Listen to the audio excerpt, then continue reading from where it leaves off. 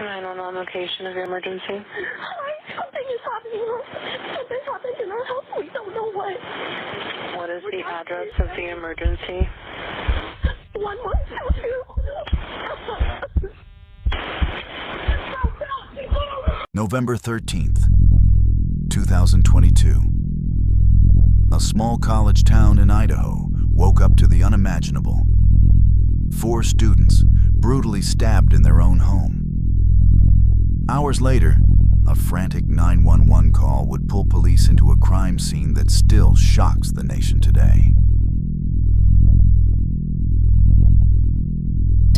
Kohberger, who pled guilty to murdering the 4 University of Idaho students, has been sentenced now to life in prison without the possibility of parole. Moscow, Idaho. A quiet university town of barely 25,000 residents. It's the kind of place where everyone seems to know everyone, and crime is rare. But on November 13th, 2022, 4 young lives were taken inside a 3-story rental home on King Road, just steps away from campus.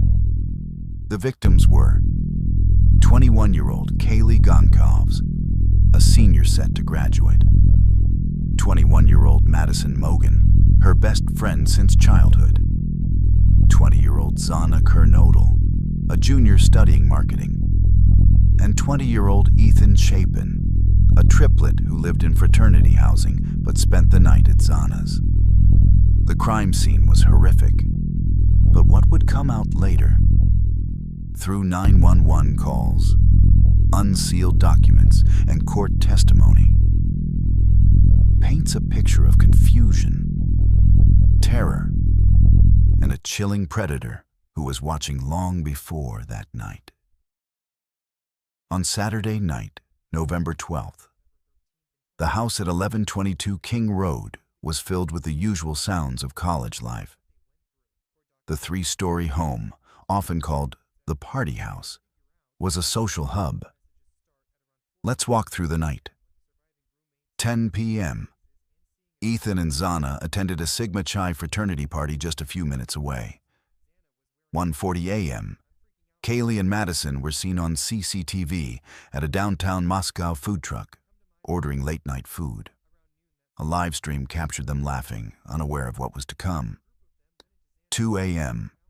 Ethan and Zana returned to the King Road house. Around the same time, Kaylee and Madison were driven home by a private party. By 4 a.m., all 4 victims were inside. 2 other roommates were also home, but asleep on the ground floor. Then, between 4 a.m. and 4:25 a.m., prosecutors alleged that Bryan Kohberger, a criminology PA student living just across the border in Washington, entered the house. Armed with a fixed blade knife, he moved quickly through the floors. When it was over, Kaylee, Madison, Zana, and Ethan were dead. Kohberger slipped away into the night. Hours later, around noon on November 13th, surviving roommates placed a call to 911 from inside the home. 911 location of your emergency. Something is happening. Something happened in our house. We don't know what. What is the address of the emergency? 1122.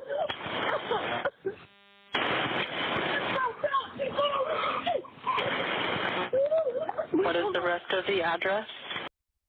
The call itself would not be released until March of 2025, more than 2 years later. What the world heard was confusion, disbelief, and terror. The caller struggles to explain what has happened. You can hear the panic in their voice, a desperate attempt to describe something they themselves can barely process. For years, speculation swirled around why the call wasn't made sooner. Court documents later revealed that the roommates texted friends in the early hours, unsure of what they had discovered. It wasn't until more people arrived at the house that someone finally dialed 911. To listen to the audio today is to step directly into their confusion. Voices talking over each other, fragmented sentences, the dreadful realization dawning. From the moment officers arrived, the scene was chaotic. Moscow police had never handled a case of this scale. Investigators quickly secured the perimeter. But for days, official information was scarce. Students were told only to remain cautious, fueling fear across campus. Behind the scenes, detectives were combing for clues. Surveillance footage from neighborhood homes showed a white Hyundai Elantra driving past the King Road house multiple times that night. Meanwhile, forensic experts tested evidence recovered inside. The crucial break, a knife sheath left near one of the victims. On it, investigators found a single male DNA profile. By cross-referencing with genealogical databases, they linked it to the Kohberger family in Pennsylvania. From there, undercover teams collected trash from outside his parents' home, matching the DNA to the crime scene. Cell tower data placed his phone near the King Road house on at least a dozen prior occasions, suggesting surveillance. The pieces were coming together, and fast. Bryan Kohberger was a 28-year-old criminology PD student at Washington State University, just 10 miles away from the Idaho crime scene. Former classmates described him as quiet, intense, and deeply focused on criminal behavior. In fact, Kohberger had posted an online research survey asking criminals to describe their thoughts and emotions during crimes. On December 30th, 2022, a tactical police team arrested him at his parents' home in Albrightsville, Pennsylvania. Body cam footage shows him standing silently in handcuffs as agents escorted him into custody. The criminology student accused of committing one of the most shocking crimes in recent memory. A chilling irony not lost on investigators. Kohberger was charged with 4 counts of first-degree murder and 1 count of burglary. For months, the case dominated headlines as the community waited for answers.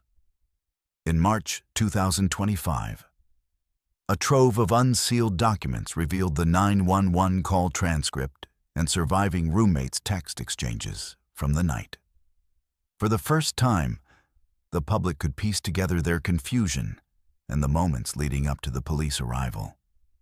Then, in July 2025, Bryan Kohberger stood in an Idaho courtroom and entered a guilty plea. Family members of the victims gave powerful impact statements, remembering their loved ones, demanding justice, and describing the hole left in their lives. The sentence: life in prison without parole. A conclusion that some felt brought closure, and others felt could never truly heal the wound. And,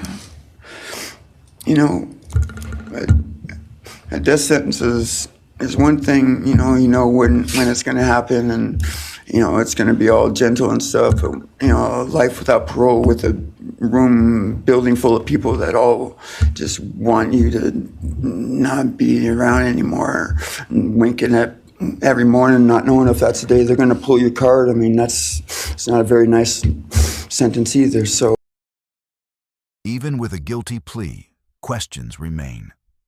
Why this house? Why these students? Was Kohberger acting on impulse? Or was it a crime meticulously planned through months of surveillance? The release of the 911 call only deepens the haunting nature of that night. For many, it is a reminder that the victim's last moments were filled with confusion and fear. And for Moscow, Idaho, a town that once defined itself by peace and quiet, the memory of November 13th, 2022 will never fade.